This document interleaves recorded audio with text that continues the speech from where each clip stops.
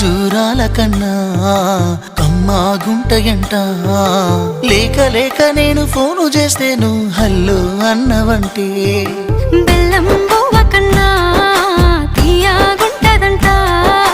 ఎన్నడూ నాడు ఫోను చేసే బాగున్నావన్నవంటే ఏడాది ఎండల్లో ఉంటేనై మోస్తున్న నా బతుకు కష్టాలని